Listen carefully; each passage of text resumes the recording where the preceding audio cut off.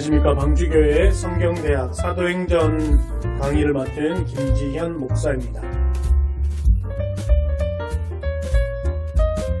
우리는 지난 시간까지 해서 교회의 탄생, 그래서 성령님이 함께 하시고자 하는 이 교회의 시작이 어떻게 해서 형성되었는가에 대해서 살펴보았습니다. 오늘은 이 형성된 교회가 본격적으로 어떻게 시작되는지, 특별히 성령님의 이 임재로 인해서 이 교회가 어떻게 확장되어 가는지, 그리고 또한 이러한 교회의 모습과 최초의 베드로의 설교에 대해서 살펴볼 것인데, 오늘은 조금 분량이 많을 수 있습니다. 그래도 끝까지 잘 함께 시청해 주시면 감사하겠습니다.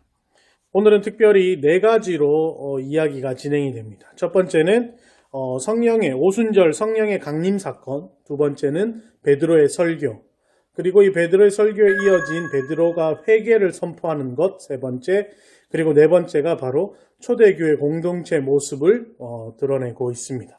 먼저는 오순절 성령 강림, 성령의 임재 사건에 대해서 한번 살펴보도록 하겠습니다. 유대인의 3대 절기는 총 이 3가지가 있습니다. 무엇이냐면 첫 번째가 유월절, 두 번째가 오순절, 그리고 세 번째가 초막절. 이 오순절은 다시 말해서 77절이라고도 표현되고 있습니다. 초막절은 장막절이라고도 표현됩니다. 이 유월절은 무엇이냐면요, 출애굽기에서 그 바로와 모세와의 싸움 속에 하나님이 모세에게 바로에게 10가지 재앙을 허락하시죠. 그 중에 10번째 재앙이 바로 이 장자 재앙입니다. 그 장자 재앙이 있을 때 모세에게 하나님이 말씀해 주시죠. 흠없는 그 어린 양의 피를 각 문설주와 임방에 발라서 너희는 이 장자의 재앙에서부터 넘어가도록 하라라고 하나님 명하십니다. 그때 이 모든 재앙이 넘어간 이 이스라엘 백성들에게 바로가 이제 떠나도 되는 것을 허락하죠. 그때 이 유대인들이, 이 이스라엘 백성들이 무교병과 쓴 나물 등을 먹으면서 그때를 기억하고 출발을 하게 되는데, 그 절기가 바로 유월절이 됩니다. 그리고 이 오순절 77절이라고 하는 것은요, 유월절 지난 첫 안식일로부터 50째 일이 바로 이 77절 오순절이라고도 알려져 있습니다. 흔히 우리한테는 맥추절이라고도 잘 기억되어 있죠. 이 맥추절이 무엇이냐면 이 맥이 보리맥이지 않습니까? 그래서 유월절 이후 파종한 보리가 첫 수확될 때 이 첫 수확을 하나님 앞에 올려드리는 그런 감사의 절기가 바로 이 77절 맥추절 오순절이라고도 하는 것이죠. 그리고 마지막에 이 초막절 장막절은 무엇이냐면 출애굽을 경험한 이스라엘 백성들이 40년간 광야 생활을 하게 됩니다. 이 광야 생활을 할 때 이 드넓은 사막 가운데서 초막을 치고 장막을 치고 그곳에서 거류하던 것들을 기념하는 것이 이 3대 절기입니다. 이 3대 절기가 어떤 것이냐면, 이 3대 절기에는 반드시 모든 이스라엘들, 모든 유대인들, 이스라엘 백성들 어디로 이동하게 되냐면 바로 예루살렘으로 이동하게 됩니다. 이 3대 절기에 이 모든 백성들이 예루살렘으로 가서 성지를 향한, 이 성소를 향한 이 순례를 하는 것이 이 3대 절기의 특징인데, 오늘 말씀이 바로 이 오순절이지요. 첫 번째 유월절이 다가왔을 때 이때 바로 예루살렘에 많은 백성들이 모였는데, 이때가 바로 예수님께서 십자가의 길을 걸으실 때입니다. 예수님 십자가 고난이 바로 이 유월절에 된 고난이라고 보면 됩니다. 그래서 찬양 중에 유월절 어린 양, 유월절 어린 양의 피로, 그것이 바로 이 유월절 예수님의 고난을 의미하는 것이죠. 그리고 오순절은 쉽게 말하면 예수님 부활 후 50일째 되는 그날이 되기 때문에 대략 이때가 바로 예수님 승천하는 때, 요때가 되는 것이죠. 그래서 이 말씀의 배경이 바로 오늘 오순절이다라는 걸 기억하시고, 이 오순절 때문에 많은 유대인들이 지금 예루살렘에 방문해 있는 상황이다라는 것을 조금 더 기억해 주시면 사전적으로 요 2장을 이해하는 데 조금 더 도움이 될 것 같습니다. 그래서 이제 2장 1절을 보게 되면 이렇습니다. 오순절 날이 이르매 그들이 다 같이 한 곳에 모였더니 이제 2절 호련히 하늘로부터 급하고 강한 바람 같은 소리가 있어 그들이 앉은 온 집에 가득하며 이제 오순절 성령의 임재 사건에 대해서 다루고 있는데요. 여기 보시는 바와 같이 특별히 3절 보게 되면 불의 혀처럼 갈라지는 것들이 그들에게 보여 각 사람 위에 하나씩 임하여 있더니라고 기록되어 있습니다. 하늘로부터 이렇게 마치 혀와 같은 이런 붉은 이런 것들이 이제 보였다라는 거죠. 그런데 이것이 끝이 뱀처럼 이렇게 갈라졌다라는 걸 의미합니다. 이렇게 된다라는 것이죠. 그림을 못 그려도 이해해 주시기 바랍니다. 그리고 이 끝에는 뭐 어떻게 해요? 각 사람에게 여기마다 이렇게 사람이 있는 거예요. 사람이. 즉 사람의 머리 위로 이렇게 불꽃 같은 것이 임하게 되는 것이죠. 이런 그림 많이 보셨죠? 제가 그림도 하나 삽바로 할 텐데 이것이 바로 성령 임재가 되어지는 모습이다라는 거예요. 하늘에서 불꽃 같은 것이 각각 개인에게 임하여 어떤 일이 일어나느냐? 4절 이렇게 있습니다.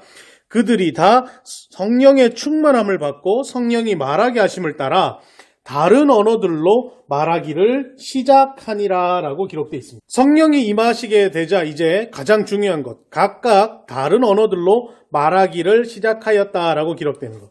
이것을 우리가 뭐라고 이야기할까요? 우리가 흔히 방언이라고 이야기하는 것이죠. 각 나라의 언어로 말함. 이 방언의 역사가 그들 가운데 일어났다라는 것입니다. 그런데 이 방언을 우리가 여기서 조금 더 살펴본다면 성령이 우리 가운데 임하게 되었을 때, 임재하게 되었을 때 여러 가지 모습들이 나타나는데 성경에는 두 군데에서 이것을 표현하고 있습니다.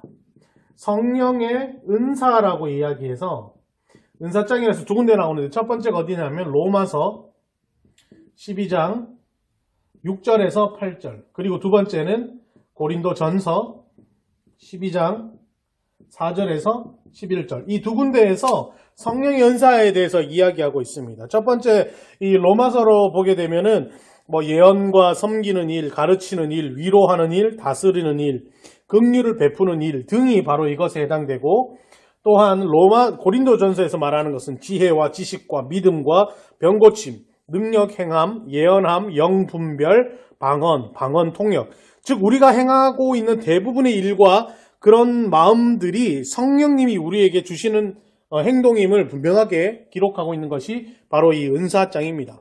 이 중에서 특별하게 이번에 이 오순절 성령이 임하였을 때 이 성령의 은사 중 방언에 대해서 120여 명의 그 초대교회 공동체 인원들이 집단적으로 성령을 받는 그런 일들이 이제 일어난다라는 것이죠.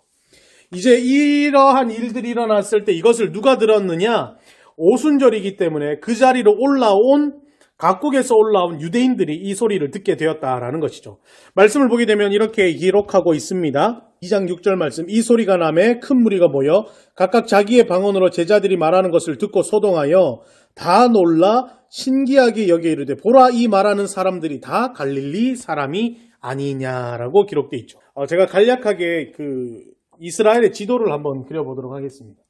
보통 이렇게 하나 꺾은 표현을 해주시면 좋겠고 동그라미 하나 또 이렇게 동그라미 하나 이렇게 보면 대충 이스라엘의 지도가 됩니다. 이것이 어디냐면 갈릴리 호수가 되고요. 이것이 요단강이 됩니다. 그리고 이것이 사해가 되고요. 그리고 여기가 우리가 잘 알고 있는 지중해라고 보시면 될 것 같습니다. 그걸 옆으로 써서 죄송합니다. 이 사해 옆에 우리가 구약에서 살펴보게 되면 이 사해 옆이 이쪽에서 소금이 많기 때문에 소돔과 고모라 이 지역에 있게 되고요. 예루살렘은 요쯤에 있다라고 보시면 됩니다. 근데 제가 이 그림을 그렸는 이유가 뭐냐? 갈릴리를 보게 되면 당시 수도였던 이 예루살렘에서 굉장히 거리상으로 멀리 떨어져 있습니다. 오늘날로 이게 따지면 여기가 서울이라면 이거는 굉장히 떨어져 있는 시골이 될 수 있죠. 7절 말씀에 이 사람들이 방언을 이야기하는 것, 자기 나라 말로 이야기하는 것을 듣고 놀랬다는 거예요. 왜냐하면 지금 여기가 이제 애굽이 되겠죠. 이 여러 지역에서 예루살렘으로 사람들이 올라온 거예요.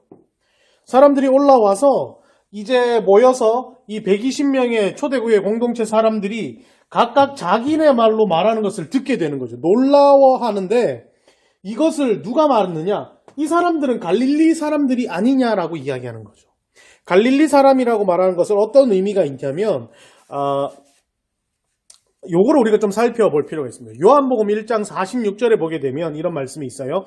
나다나엘이 이르되 나사렛에서 무슨 선한 것이 날 수 있느냐. 즉 나사렛은 갈릴리에 있는 작은 도시인데 쉽게 말해 갈릴리 나사렛은 굉장히 낙후되고 굉장히 좀 허름한 곳이었기 때문에 이곳에서 그리스도가 난다는 건 있을 수가 없는 일이다라고 설명하고 있는 거죠. 마찬가지로 각국에서 올라온 유대인들 앞에 이제 어떤 것이 이야기가 되고 있습니까? 아니 이 사람들이 갈릴리 사람이 아니냐라는 것은 도대체 이 촌 사람들이 우리나라 말을 알 수 있는 턱이 없다라고 이들을 깎아내리고 조롱하는 발언이 바로 이것이 된다라는 것이지요. 그래서 이러한 일들 앞에 이 사람들을 깎아내리는 것에 대해서 대답하는 것이 바로 베드로의 설교라고 말할 수가 있습니다. 11절 말씀을 보게 되면 그레데인과 아라비아인들이라 우리가 다 우리의 언어로 하나님의 큰 일을 말함을 듣는도다 하고 라고 기록되어 있죠. 아까도 말씀드렸다시피 지금 이 자리로 이렇게 모이는 사람들이 누구입니까? 바로 유대인들이죠. 유대인들은 어떤 사람들입니까? 바로 야훼 하나님을 따르면서 하나님을 쫓아가는 사람들이 바로 이 유대인들입니다. 즉, 이 지금 예루살렘에서 갈릴리에서 온 120명의 예수를 쫓는 무리들이 방언으로 각각의 언어들로 하는 말이 무엇이냐? 하나님의 큰 일을 이야기하고 있다는 거죠. 그러니까 어떻습니까? 이들이 듣기에 다른 말이 아니고 하나님에 관한 이야기들을 하고 있으니 말이 틀리지는 않은데 도대체 이 사람들이 이런 말이 하고 있으니 이 사람들이 어떻게 여길까요? 놀랍고 신기하게 여기지만 갈릴리 사람들이 이런 얘기를 하고 있기에 조롱하게 되죠. 그래서 어떻게 말하느냐? 13절 이렇게 말하고 있습니다. 또 어떤 이들은 조롱하여 이르되 그들이 세술에 취하였다. 바로 이러한 조롱과 멸시를 들은 베드로가 이제 응답하기 시작합니다. 이것이 이제 최초의 그 설교가 바로 이 베드로의 설교인데요. 이 베드로의 설교는 14절부터 36절까지 기록되어 있는데 특별히 이 베드로의 설교는 두 가지로 나타낼 수가 있습니다. 첫 번째는 베드로의 설교는 첫 번째로 나타내는 것이 무엇이냐면 눈앞에서 벌어진 일을 설명하는 것이죠. 왜 사람들이 지금 취했다, 술에 취했다, 그들이 미쳤다 이런 조롱 앞에 베드로의 변론이 첫 번째 설교의 주를 이루고요. 두 번째는 무엇이냐? 바로 이 예수 그리스도를 선포하는 것.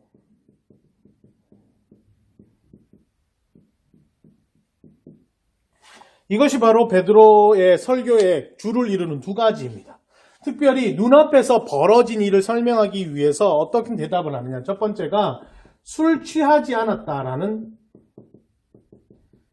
변론을 하게 되고요. 변론을 하게 되니까 이제 나오는 게 뭡니까? 술 취한 것이 아니면 도대체 뭐냐?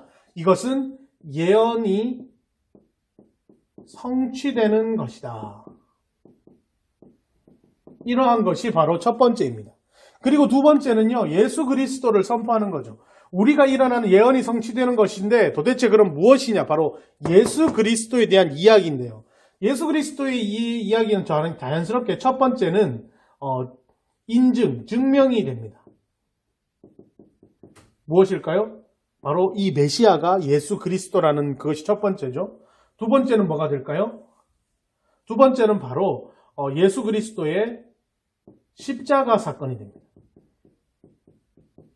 세 번째는 십자가 사건 이후에 있는 부활 사건이 되고요. 네 번째는 부활 후 승천하심과 승천 이후 영화롭게 되심이 네 번째가 됩니다. 그리고 다섯 번째가 이러한 일로 인해 이제 이 말을 듣고 있는 무리들을 일깨우는 베드로의 언변이 되는 것이 바로 베드로 설교의 전체적인 이 계괄이라 보시면 되겠습니다.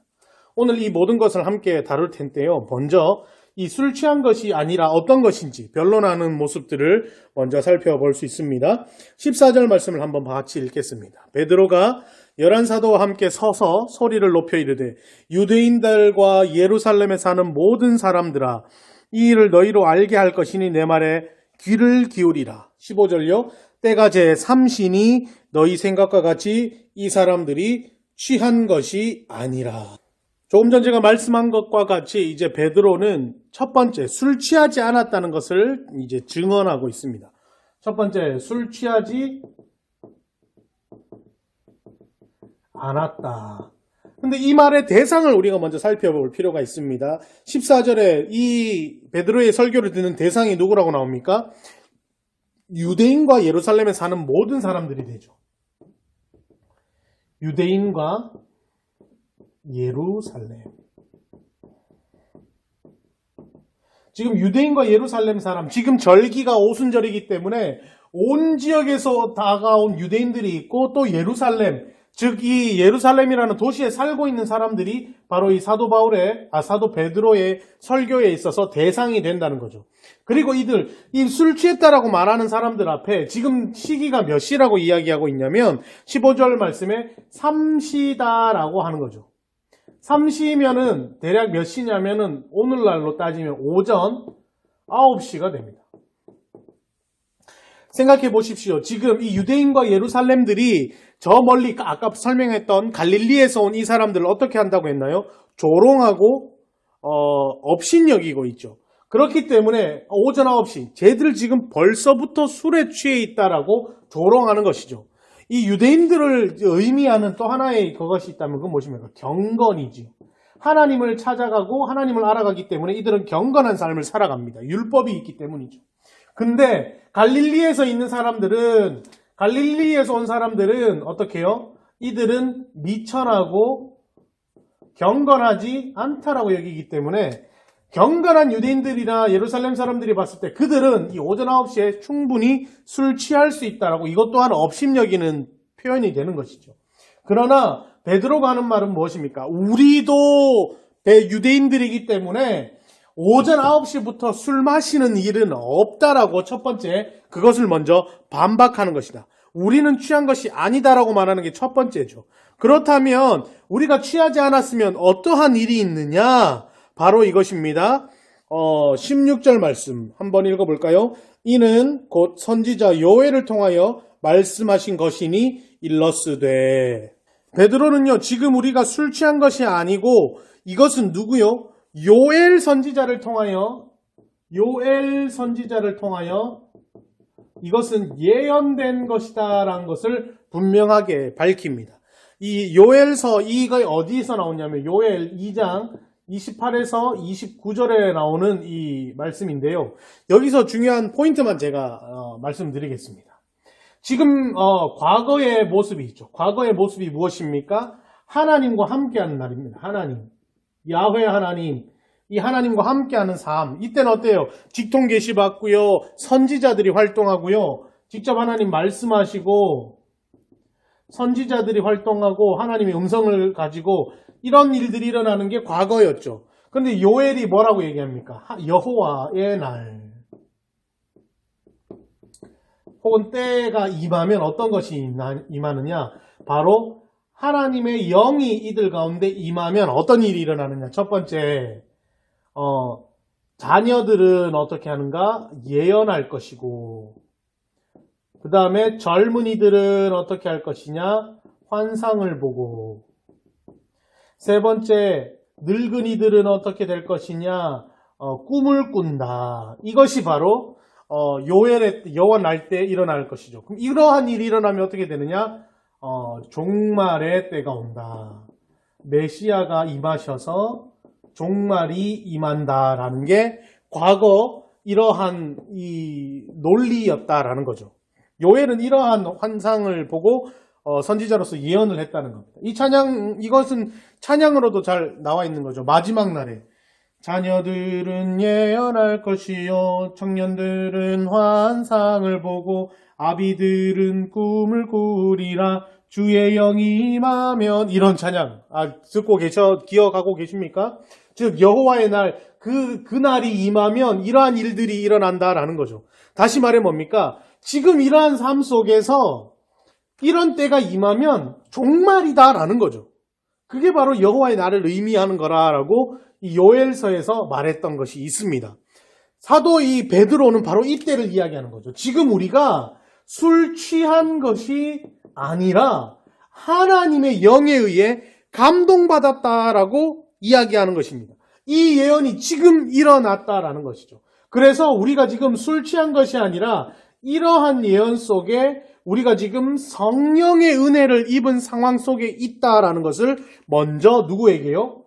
이 유대인과 예루살렘 사람들에게 밝히는 것입니다. 그래서 여기 한번 보시면은요, 19절, 이게 요엘의 환상을 이야기하는 거죠.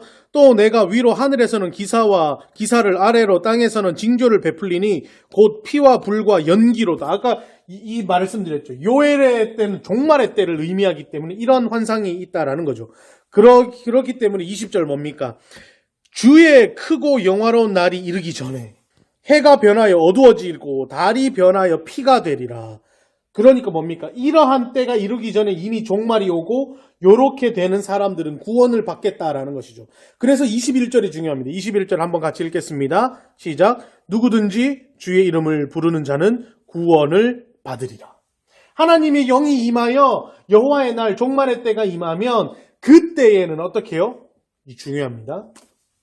주의 이름을 부르는 자는 어떻게 해요? 구원을 받게 될 것이다. 이게 핵심이었죠. 이게 요엘의 선지자의 핵심이었습니다. 그러니 이것을 밑바탕으로 해서 베드로가 설교하는 거죠. 지금 너희가 우리로 술 취하고 우리가 미쳤다라고 이야기하는, 아니다. 지금 어떻게 해요? 지금은 하나님의 영이 우리에게 임하여 이러한 성령의 능력으로 우리가 임할 때니 곧 여호와의 날이 우리 가운데 임한 것이다 라는 거죠. 그런데요, 이 과거에는 이런 느낌이 있었어요. 제가 조금만 옆으로 해서 좀 더 설명을 해볼게요.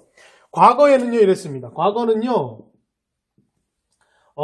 구약시대를 의미하는 거죠. 구약시대에는 그들, 하나님과 함께하는 그들 가운데 여호와의 날이 임하면 어떻게 해요? 바로 종말로 간다라고 인식이 되었어요. 그러나 현실적으로 오늘은 어떻습니까? 이게 아니죠. 어떤 거예요? 과거는 뭐예요? 하나님의 계시로 임하던데. 그리고 현재는 뭐예요? 성령님이 함께 하시던 때. 그리고 미래는 뭐예요? 메시아의 재림의 때. 이 사이에 뭐가 있었던 거예요? 초림이 존재하는 거죠. 이게 뭐예요? 예수 그리스도 오심이죠. 과거에서 현재로 이어지는 요 초림, 예수 그리스도의 공생의 삶이 있었지만 예수님이 부활 승천하시고 약속하신 성령님이 오셔서 재림 이후 이전까지 요 때를 주관하게 하는데, 요 때가 끝날 때가 언제예요? 예수님이 다시 오실 때가 바로 요게 재림인 거죠. 요 때가 바로 현재가 끝나고 앞으로의 최후의 날이 되는 거라는 거죠. 따라서 과거처럼 구약처럼 지금 요 여호와의 날이 하루 이틀 단기간이 된 것이 아니라 지금 초림 이후 대략 2020년 동안 이러한 일들이 우리 가운데 지금 성령님과 함께 동일하게 일어나고 있다라는 것이죠. 이제 성령님이 함께 임하는 시대가 왔다라는 거예요. 그러니 이러한 상황 속에서 예수 그리스도를 온전한 주로 믿고 그 이름을 부르는 자는 구원을 얻을 것이고, 그렇지 못한 사람은 어떻게 해요? 계속 죽음 가운데 거하게 될 것임을 누가요? 베드로가 오늘 이후에 나오는 설교로서 드러낸다라는 것입니다. 그래서 이게 굉장히 중요한 거예요. 이 목록이 굉장히 중요한 겁니다. 당시에 이 예수님께서 오셔서 모든 것들을 해결해 주실 수 있는 그런 메시아로 오셨지만 십자가에서 돌아가심으로 말미암아 죽으심으로 말미암아 이 모든 것이 끝날 거라고 생각했어요. 그러나 그것이 아니었죠. 반드시 죽을 수밖에 없는 운명으로 오신 거예요. 왜요? 우리의 죄를 짊어지기 위해 하셔서. 그리고 이제 그 죄를 짊어지시고 부활하시고 난 다음 이제 성령님이 우리와 함께 하신다라고 약속하셨고 그 성령님과 우리는 이제 다시 오실 예수님을 기다리며 오늘날 우리의 삶을 더욱더 하나님과 함께 동행함으로 말미암아 풍요로운 삶을 우리는 살아가고 있다라는 것입니다. 이것을 베드로는 설명을 하기 시작하면서 이제 뭡니까? 이제 이렇게 설명했던 메시아가 누군지에 대해 본격적으로 설명을 하기 시작한다라는 것이죠. 그게 바로 22절부터 쭉 36절까지 이어지는 내용인데요. 우리가 먼저 22절의 말씀을 한번 같이 받들어 읽도록 하겠습니다. 이스라엘 사람들아 이 말을 들으라. 너희도 아는 바와 같이 하나님께서 나사렛 예수로 큰 권능과 기사와 표적을 너희 가운데 베푸사 너희 앞에서 그를 증언하셨느니라. 제가 이제 그 사도 바울 이야기하면서 그 첫 번째가 뭡니까? 예수 그리스도께서 이제 눈앞에 벌어진 일에 대해서 변론하고 설명하는 것이 첫 번째라고 하면 두 번째는 예수 그리스도에 대한 선포가 있다라고 했죠. 그 중에 첫 번째가 바로 이 입증, 증명이다라는 거죠. 뭐가? 어떤 것을요? 예수님께서 무엇이 되심을? 메시아 되심을. 예수님께서 뭐예요? 하나님의 아들 되심을. 예수님이 곧 하나님 되심을. 이것을 먼저 증명한다라는 거죠. 그런데 이때 지금 나오는 이야기가 있습니다. 무엇입니까? 22절 중에 이게 있죠. 뭡니까? 권능과 기사와 표적입니다.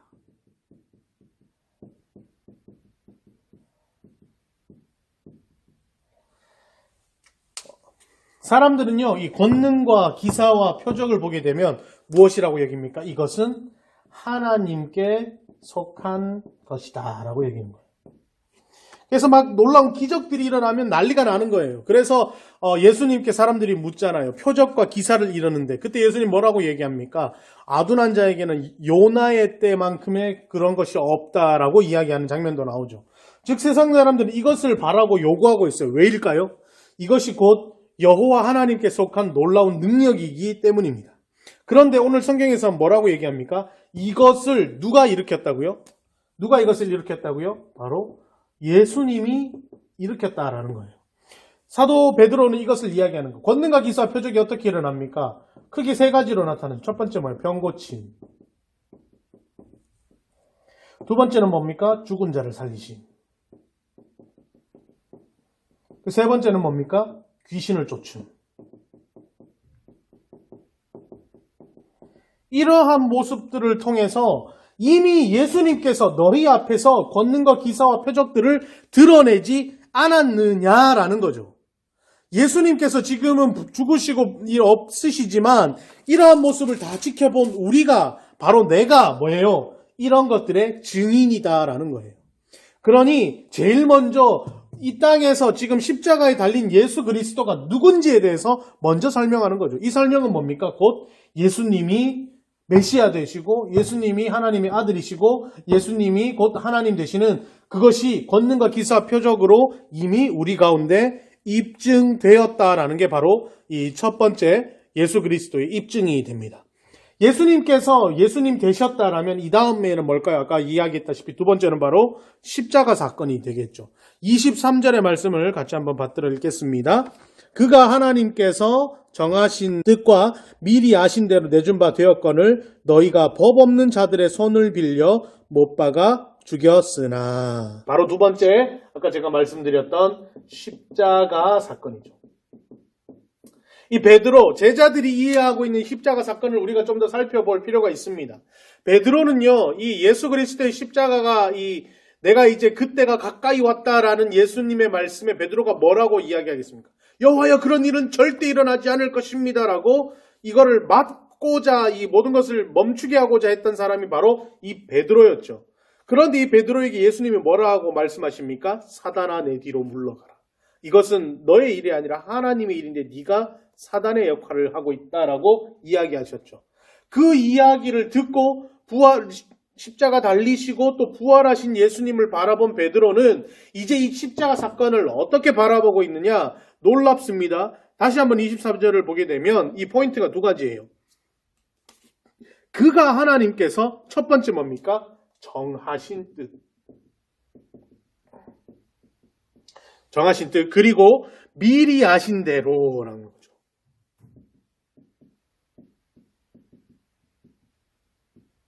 이 두 가지로 나눕니다. 이 정하신 뜻은 누가 정했냐라고 말한다면 바로 하나님이시죠. 여호와 하나님께서 그의 유일하신 독생자 예수 그리스도를 이 땅에 보내셔서 뭘 정했다라는 거예요. 이 예수로 하여금 십자가에 못 박히게 하심으로 말미암아 우리의 모든 죄를 대속하시겠다라는 하나님께서의 정하신 뜻이 있다라는 거예요. 그 주체가 하나님이 되시죠. 이것이 정해진 뜻이라는 거예요. 그것을 가지고 미리 아신 대로 누가 알았다는 거예요? 예수님이 알았다는 거예요. 예수님이 하나님의 아들이기 때문에 아버지에게서 이러한 명령과 사명을 가지고 이 땅 가운데 오셨다는 거예요. 그걸 누가 알았다고요? 예수님이 알았다라는 거죠. 베드로가요, 처음에는 이것을 아무것도 몰라요. 그러니까 뭡니까? 주님 죽어서는 안 됩니다. 라고 막잖아요. 그런데 이 모든 상황을 경험한 베드로는 이제야 깨달은 거예요. 이 모든 것은 하나님께서 계획한 것이고, 이 하나님께서 계획한 것을 누가? 예수님께서 이미 아시고 이 땅 가운데 오셔서 이 구원사역, 즉 십자가에 못 박혀 죽으심으로 말미암아 우리의 모든 죄를 대속하시는 그 사건을 이루어 내셨다라고 설명하고 있는 거예요. 놀랍지 않습니까? 그 베드로, 예수님 죽을 수 없습니다라고 고백했던 그 베드로가 이제 이 모든 것이 하나님의 뜻이었고 예수님께서 그걸 이미 이 땅에 실현하기 위해 오셨다라는 것을 이제 설명하고 계신다라는 것이죠. 이게 바로 두 번째 십자가 사건입니다. 이 베드로의 설교를 잘 보셔야 됩니다.